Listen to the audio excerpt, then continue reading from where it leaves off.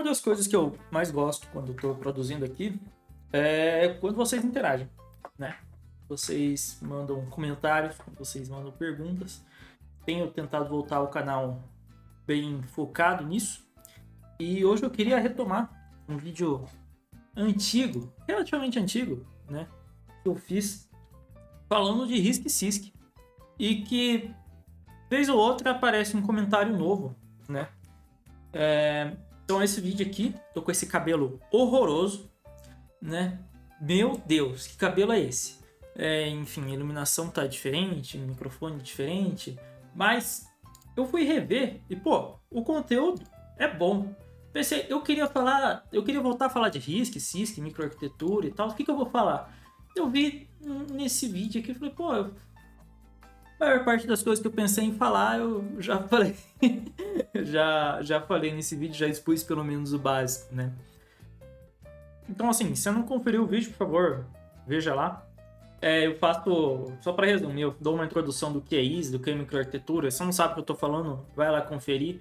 Mas é basicamente como um processador funciona por baixo dos panos e por que, né, não é bem o... A gente tem alguns pré-conceitos, né, frases que merecem um tapa na cara. De que ARM é melhor que x86 ou coisa assim, mas não é essa a parte relevante, né? Quando a gente está falando de um processador, não é a ISA em si que é a parte mais relevante. Tenho um pouco de vergonha alheia de ver esse vídeo porque, nossa senhora, a iluminação horrível, o áudio, eu acho que eu deixei o áudio desincronizado, enfim, um potencial perdido. Mesmo assim, é um dos vídeos mais vistos aqui. Mas, como eu disse no começo do vídeo, o que eu quero fazer é pegar alguns dos comentários de vocês nesse vídeo e responder. Porque eu senti, eu não sei se eu não passei bem a mensagem, não sei se é compreendimento, não sei o que, mas eu acho que eu não consegui esclarecer tão bem, ou convencer vocês também, né? Porque aqui é a arte da persuasão também, de que não existe tanto isso de o ARM é melhor que o x86, o x86 é melhor que o ARM, o RISC-V é melhor do que tal coisa. Não existe muito isso. Não é isso que determina se um processador vai ser mais rápido ou mais devagar do que o outro. Não é um dos principais fatores, ao menos. A maior parte do embasamento vai estar nesse vídeo, tá? Aqui na descrição tem vários links e artigos. Então, se quiser prova científica, vai lá. Mas hoje eu vou responder de cabeça aqui com vocês. Okay. Então, começando aqui com o primeiro comentário do Josué. E para adiantar, esse é o tom de boa parte dos comentários que eu vi lá. Tá? Na prática, eu troquei meu notebook por um ARM. Ele está fazendo o mesmo trabalho sem precisar de cooler e a bateria durando muito mais. Não creio que é apenas marketing, e sim uma tecnologia realmente mais eficiente. Isso sobre a troca do x86 e ARM, para dar uma contextualização, e, tipo assim, o ARM é mais eficiente, o ARM consome menos energia, e por ser ARM, né? Pô, eu não vou conseguir não falar disso, né? Mas o ponto do vídeo é que não é a ISA, não é o ARM ou x86 em si que faz o consumo ser maior ou menor de energia, mas sim fatores principalmente de microarquitetura. O que é microarquitetura? É a implementação daquela jossa, né? Então você pega a ISA e implementa. Isso é a microarquitetura e é principalmente isso que faz ter um consumo maior ou menor. Ah, mas por que então todo x86 consome mais do que ARM? Por que disso? Acho que tem uma pergunta dessa. Então vamos esperar essa pergunta chegar. Calma. Mas aqui, né, sobre o Josué em si, pela possível experiência das pessoas com o ARM ser melhor do que com o x86, com o Intel, elas acabam atribuindo isso, né, à ISA, o que, né, como diria um grande filósofo aí, né, se as aparências traduzissem a realidade, né, ou explicassem a realidade, a gente não precisava de ciência. É assim que ele falou? Não sei. Acho que é. Mas a gente tem que ir mais a fundo. Será que é? Só isso? O Lico mandou aqui, né? Ué, muito boa sua tese, requer um artigo científico. Deus me livre. Para escrever artigo científico. A minha diferença é o preço do hardware do RISC, por ter mais instruções mais simples, não requerem um hardware tão robusto quanto de uma arquitetura CISC. Quem quer artigo tem lá, tá? Na descrição. Mas esse tipo de hipótese, assim, que a gente acaba criando, né? O RISC, ele tem instruções mais simples, então ele precisa de menos fio do que o CISC. Então vai ser mais barato, vai ser mais eficiente. Isso daí, em geral, só não é verdade. Ou não é, ao menos, a filosofia. E a filosofia de RISC e CISC não faz nem tanto sentido ser debatido hoje, né? Pelo que eu vejo o pessoal comentar. Porque, basicamente, no fim do dia, as duas arquiteturas vão ter o front-end, que vai receber as instruções e transformar aquilo em macrocódigo, em microcódigo, em microoperações, e executar essas microoperações em si. Então, as duas têm uma camada de tradução. Daí você pode discutir, um é maior, outro é menor, tem que entrar no caso, tem que ler artigo, tem que pesquisar mais ainda. Enfim, né? Mas não... Essa questão de RISC e CISC, ele não faz mais tanto sentido hoje em dia quando a gente pensa nas arquiteturas atuais, tá? Não faz muito sentido, porque nenhum processador faz a execução do teu assembly lá que você manda. Não, ele vai pegar aquilo lá e vai transformar em microcódigo, tá? Aqui, né, Lord Michael. Uma coisa é certa, se fosse ruim, eles não estariam transacionando pro ARM. Isso, a Apple, né, foi pro ARM. ARM, pelo pouquíssimo que sei sobre, além de deixar os notebooks mais rápidos, sem esquentar como antes, tem a praticidade de deixá-los mais finos e leves, deixando mais portáveis. O que até hoje fica bem difícil com o x86, com os trabalhos que eles constroem e mesmo tentando afiná-los, eles aquecem. Quando algo não superaquece, funciona e tem um desempenho melhor. Só nisso eu já vi vários motivos onde o ARM é muito melhor que o x86. A única coisa que me pergunta é como eles vão fazer para as placas de vídeos e, enfim. Mas só... acho que o tom se repete, né? De atribuir esse ganho energético, essa maior eficiência de não superaquecimento à ISA em si. Enquanto não é a ISA, é o microarquitetura. Aí tem esse comentário muito especial aqui da Dione Abreu. Orochinho tá diferente. Cara, da onde que eu tô parecendo Orochinho? Sabe? Meu, se o Orochinho... Só por causa do bigode, será? Será que eu tô parecendo com o Orochinho? Pelo amor de Deus. Mandem aí se vocês acharam parecido com o Orochinho. O Orochinho não teria um cabelo horrível desse, né? Pelo amor de Deus. Mas valeu aí também, né? O Orochinho da programação. É isso. Mr. Polar, continuando aqui, né? É só comparar. O x86 é muito melhor e roda tudo na melhor qualidade, porém consome mais energia e esquenta mais. O ARM consome menos energia e esquenta menos. Na teoria, pois na prática esquenta muito. Só isso mesmo, e o poder do processamento é bem menor, mesmo com uma eGPU se conseguir colocar no caso. Novamente, não atribuir esse tipo de coisa à ISA, né? Eu posso tentar falar tanto do... Vocês podem ver, né? Tem o pessoal falando do ARM que é melhor e tem o pessoal falando que o x86 é melhor. E não dá, nenhum dos dois lados funciona tão bem ou é tão direto, sabe? No mínimo, precisa ter um cuidado para fazer esse tipo de afirmação. E é a ISA em si, que é o conjunto de instruções, a especificação do processador que faz isso. E aqui o Nandova, né, na mesma linha. Eu acho que o x86 é melhor, mas não sei explicar. Tive um Zenfone 5 com o Atom x86. Ele consumia muita bateria, mas mesmo assim com o Android 8 ele rodava super bem. Diferente de um Cell da mesma época, equivalente ARM no 7 já ficava lento. Não sei se é por causa da arquitetura, mas o x86 parece aguentar mais as mudanças de software. Então é sempre assim, sabe? Tem pessoal que defende ARM, pessoal que defende x86. Aqui, ó, o x86 consumia mais, mas tinha um desempenho melhor, né, na impressão. Sempre tem isso para os dois lados. Aí só um parênteses para quem me fala que não tem x86 mobile, né? Zenfone 5 aparentemente era x86. E antes que você saia do vídeo me xingando, se eu tô falando, mas você tá falando que não depende de porra nenhuma, então não vai falar nada. Calma, velho. Calma. Fica até o final.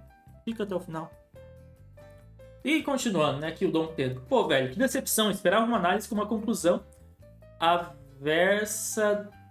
do porquê a ARM está revolucionando o mercado. Poderia responder. Por que os CPUs x86 são esquentadinhos? Porque consome menos esses dois pontos que tem feito diferença. Um ARM está fazendo o mesmo sem torrar nem gastar tanta energia simples. Como você fala que não sabe por que diversas vezes no vídeo? Isso é o segredo, galera. Sempre que pergunta alguma coisa, você fala que não sabe. Assim você não tá certo nem errado. Né? Uma dúvida, dá para fazer um x86 que não esquente tanto e não consuma tantos watts sem perder a performance? Daí que eu respondi.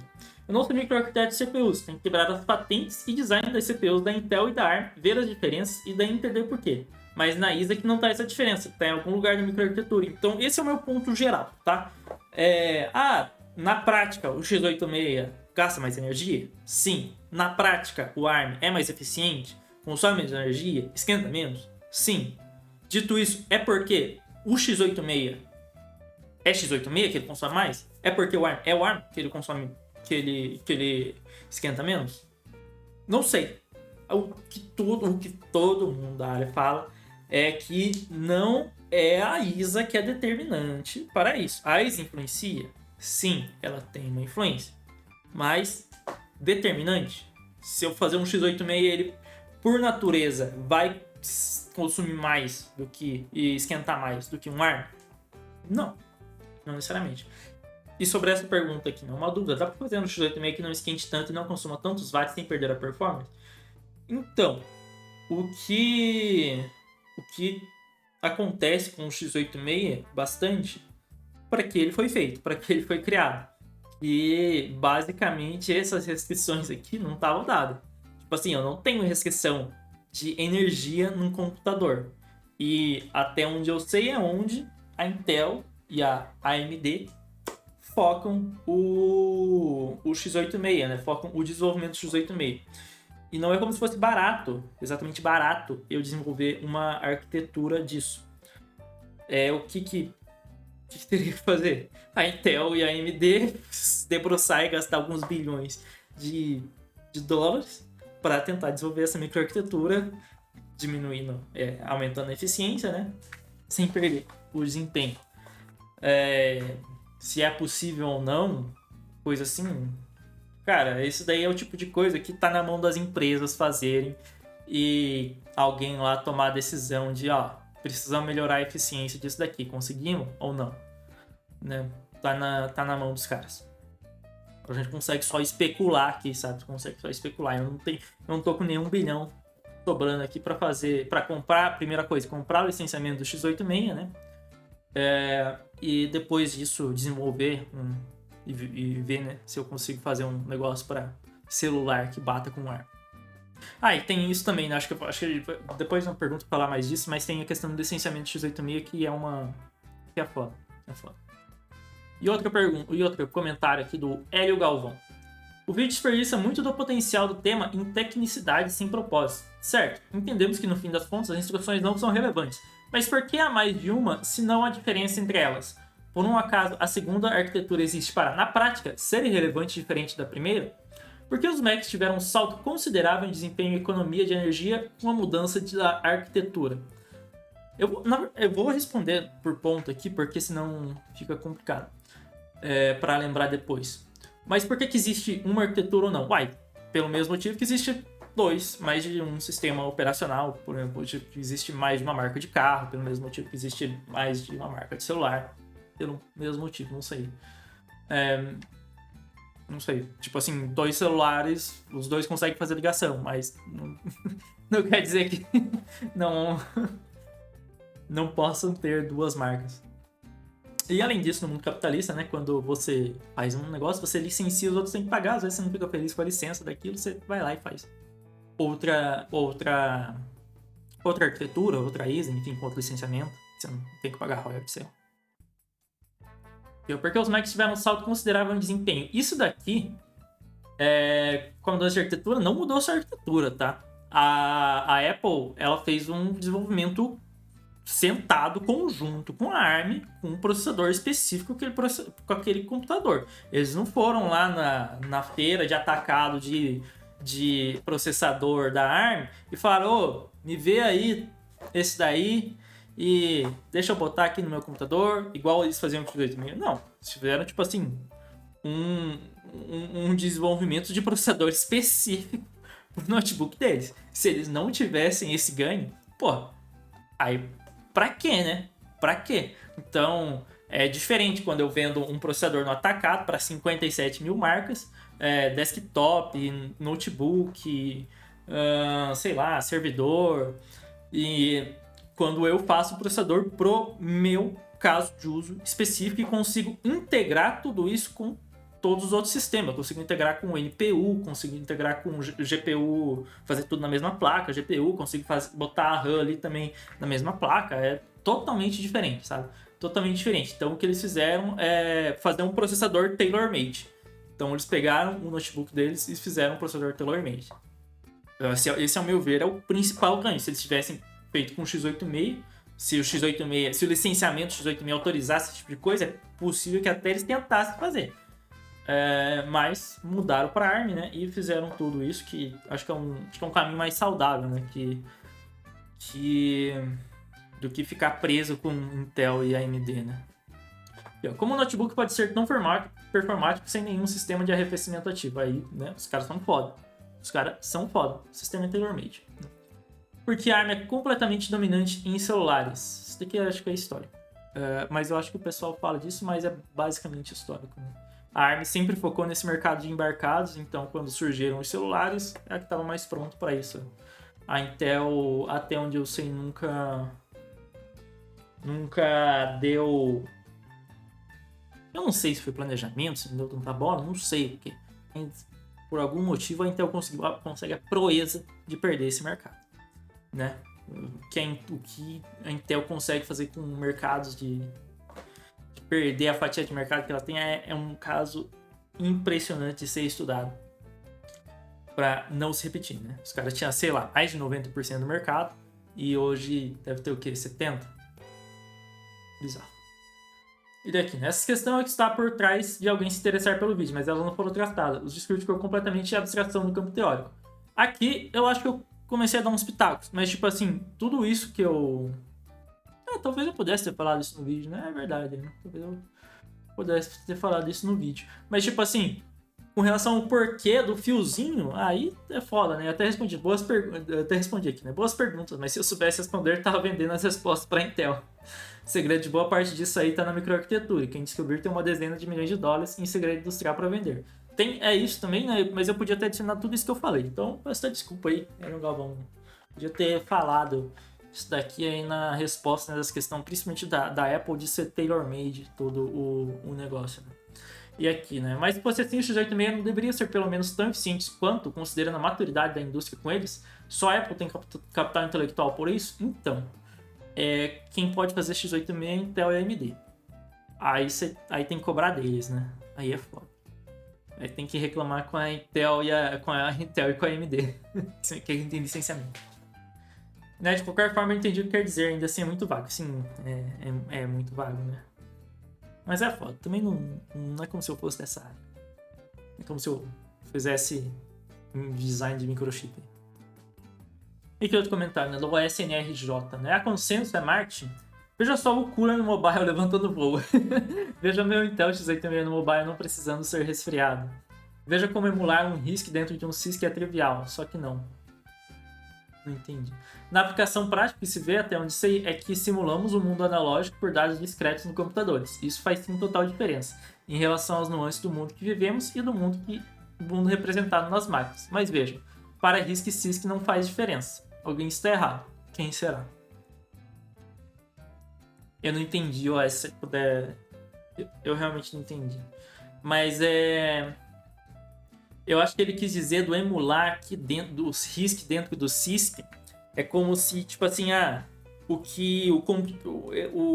conjunto de instruções e eu tenho a ISA que é CISC, mas lá por baixo ele vai transformar em microcódigo, e microcódigo na verdade é RISC. E não faz sentido esse debate, tá? Não faz sentido esse debate. RISC e CISC é ISA. Então, a especificação das instruções. O que o processador vai fazer na microarquitetura, se tem microcódigo, se não tem... se tem camada de tradução, se tiver o que for, não é RISC nem CISC, tá? É microarquitetura. Então, se eu pego um conjunto de instrução e transformo em totalmente outro e executo esse outro, isso não é RISC ou CISC o que eu estou executando lá embaixo. É microcódigo ou é simplesmente microarquitetura, sabe? Porque depende apenas da implementação. Então, esse debate, essa coisa de falar, as instruções, o processador, ele pega as instruções CISC e transforma lá em RISC para executar. Não faz sentido isso, sabe? Não faz sentido. No máximo uma analogia e olha lá, sabe? No máximo. Mas não faz sentido fazer essa comparação de que microcódigo ou execução em si é RISC, então, enfim, o RISC é emulado, isso não faz. Não sei se é esse o ponto, tá? Não sei se é esse o ponto, talvez o comentário nem tenha falado isso, mas é uma coisa que eu ouço também, por isso que eu tô respondendo. Continuando com o Rafael aqui de Léo, mandou, né? Muito interessante o assunto, curiosamente essa camada de tradução RISC, CISC e vice-versa. É o que eu acabei de falar, né? Foi visto em larga escala lá no primeiro Xbox. O Intel Pentium 3 era CISC, mas possuía microarquitetura para fazer uso de instruções em RISC. Eu acho que ele está falando dessa camada de tradução, né? De que acaba se transformando em RISC. Historicamente se chama isso de microcódigo. Como eu disse, não chama de RISC, você pode chamar de executa microcódigo. E é isso. lembrando, era uma época que as arquiteturas RISC existiam várias filosofias de trabalho e vários graus de paralelismo. Hoje, para mim, parece claro que essa guerra RISC-CISC perdeu o sentido. O que eu ouço falar também, né, é que perdeu o sentido. Essa suposta diferenciação, né? E uma coisa que eu não falei até agora no vídeo é o que é RISC e o que é CISC. Né? Se você não sabe o que é RISC e CISC e chegou até aqui, parabéns.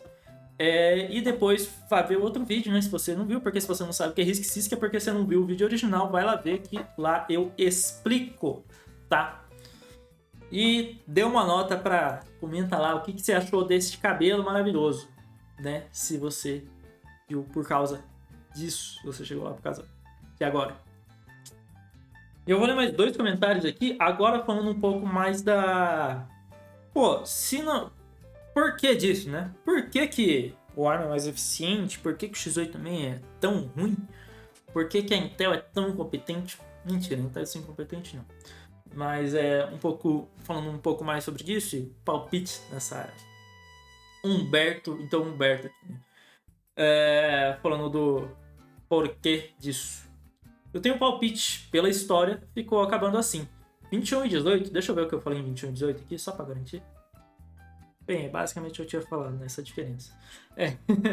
Mas eu tenho um palpite, né? Pela história ficou acabando assim. Embora na teoria se pudesse desenhar um x86 tão econômico no sentido de energia e tão barato quanto um ARM na prática, isso acabou não acontecendo. A Intel define a arquitetura, projeta o processador e ainda fabrica seu chip com apenas alguma concorrência da AMD. A cadeia do ARM é muito mais ampla. Tem a ARM que especifica em alto nível, aí tem várias empresas que licenciam e adaptam de acordo com as suas necessidades. E depois é fabricado de fato por outras empresas, TSMC. Tem muito mais empresas evoluindo o ARM em vários estágios. O que acontece, né? Isso daqui é a questão do licenciamento. Porque a Intel ela faz toda a cadeia. Ela faz desde a especificação da ISA em si, que é a especificação do processador, até a microarquitetura, fabricação e tudo. Ela tem toda essa cadeia.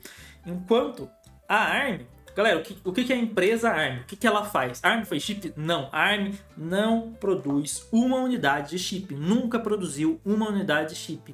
A ARM, ela produz uma ISA, que se chama ARM, e licencia essa ISA para produção de outras... e para utilização, né, e produção de chip por outras empresas. E ela ganha royalties em cima desse mercado, né, em cima dessa lógica. Então, o que acontece? Enquanto o x86, para você mudar ele, você tem que chegar lá no CEO da Intel e falar, muda aí para mim, né? Ou CEO da AMD. Para você produzir um chip diferente de ARM, você pode adquirir uma licença, né, do ARM e produzir um chip deles com uma microarquitetura e fazer o design da microarquitetura, né? Eu não sei até que ponto eles chegam a fazer design de microarquitetura ou ajudar nisso, mas em geral as empresas compram e fazem a produção, né? Fazem customização ali da arquitetura E eu tô falando aqui a nível de ISA, mas a ARM ela tem bastante coisa. Uma coisa que eu sei que o pessoal puxa bastante é o test suite, que a ARM licencia também para processadores. E como o Humberto falou, né, esse ecossistema um pouco mais... não, né? Bem mais diverso, como falando, fazendo com que várias empresas adquiram uma licença, usem para de acordo com as suas necessidades, e adaptem de acordo com as suas necessidades para consumo de energia, custo e afins, e seja fabricado por uma outra empresa, né, a TSMC. Então eu vou ter uma variedade desde a ISA em si, que eu tenho diferentes versões de ISA para ARM, até a microarquitetura, e o caso de uso, o que eu vou preferir na microarquitetura, e o próprio processo de fabricação, né? Qual tecnologia eu vou usar? Vou usar, sei lá, uma tecnologia mais antiga, 40 nanômetros, ou vou pegar um chip de ponta aqui, 5 nanômetros, 7 nanômetros, e assim por diante.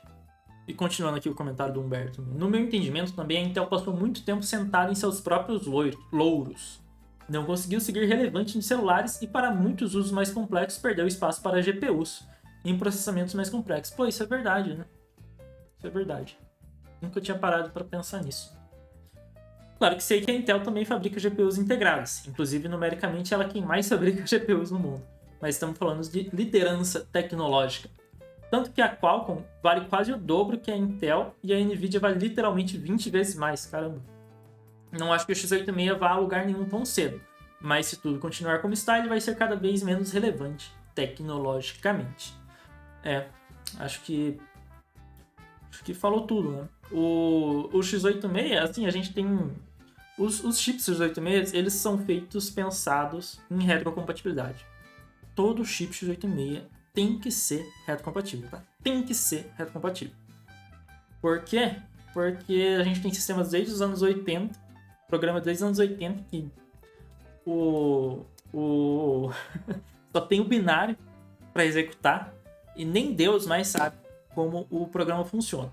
Então o negócio só executa lá e não existe compilar de novo, não existe pegar o código-fonte e revisar, não existe isso. Tem que executar aquele binário lá e pronto, acabou, tchau, obrigado.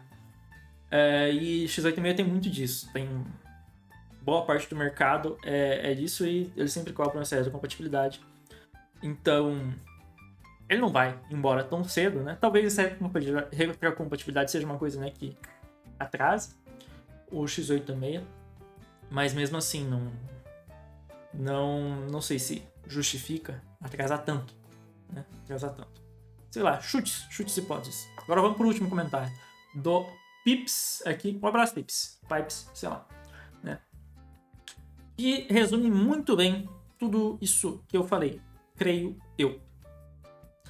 Acredito que o pensamento ARM é melhor que x86 se dá pela experiência que os usuários em massa têm em mãos e pela percepção de crescimento dessas tecnologias. Imagine alguns cenários comigo. A Intel por muito tempo ficou acomodada com seus processadores x86, não trazendo grandes avanços até que a AMD chegasse na cola dela. Do ponto de vista do usuário de PC, o que mudou de 2007 até 2020? Basicamente, grosseiramente, é possível rodar mais coisas em paralelo e ter gráficos mais bonitos. Perfeito, porque mais barato não ficou, né? Para usuários de Mac, qual foi o impacto da troca de processadores da Intel que a Apple usava desde 2000 e poucos, né, até para o Apple Silicon de 2020 em diante? Foi um sucesso absurdamente impactante. A Apple, por sua vez, deixou bem claro no marketing: estamos mudando para a ARM. E eles associaram muito bem isso, né? Tipo assim, eles associaram todo o ganho de desempenho a essa mudança de um processador novo que era a ARM. Então, queriam fazer isso que colasse os dois, sabe? E funcionou muito bem. O ganho de desempenho foi tremendo, foi um puta sucesso, sabe? Parabéns, a Apple fez um trabalho do cara, né? E aqui, depois dessa mudança, as pessoas tiveram acesso a um Mac com consumo de bateria muito melhor, processamento semelhante e muito mais portabilidade. E uma questão também, galera, essa transição de x86 para ARM não é de graça.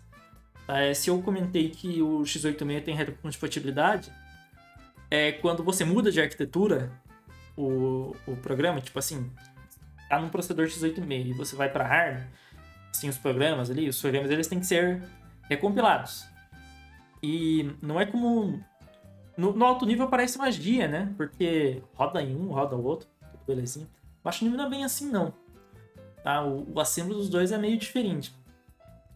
E às vezes dá uns pau, sabe? Às vezes dá uns pau nesse tipo de mudança. Tem código, sei lá, função em assembly ou coisa escrita em assembly, que era x86, agora tem que ser ARM, tem que ser traduzido. Então tem um custo para o ambiente de software alto essa transição. Os desenvolvedores de software eles têm que transicionar o seu software, dar suporte para a nova arquitetura, para tudo isso funcionar, né? E aqui, continuando. Qual avanço que a população em geral presenciou sobre celulares? Nem preciso dizer a diferença de um Nokia tijolão e um Galaxy S20, S24 iPhone. Né? Para o público em geral, a mudança mais visual e perceptível foi nos dispositivos móveis, pois querendo a gente ou não, o PC ainda continua sendo uma caixa embaixo da tua mesa. E apesar de ter muitos avanços, não foram totalmente reformulados como os celulares foram. Logo, como essa questão de arquitetura está sendo bastante falado hoje, a maioria das pessoas pode chegar a essa conclusão. Celulares avançaram tanto com o ARM e PCs continuam quase do mesmo jeito com o x86. Né? Os Macs melhoraram muito quando mudaram para o ARM. Então o ARM deve ser muito superior mesmo. Acho que vocês viram bem que é muito sobre essa impressão, né?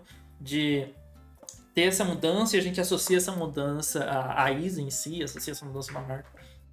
Mas costuma ser mais complexo. E como esse mercado ele é monopolista, né, por definição, o monopolista, o oligopólio, como vocês quiserem chamar, não é como se tivesse 100 opções de processadores, de ISAs, de produção para fazer isso. Né? Para fazer essa porra aqui custa muito dinheiro. Fazer qualquer processador dele, fazer o design de qualquer processador desse custa muito dinheiro.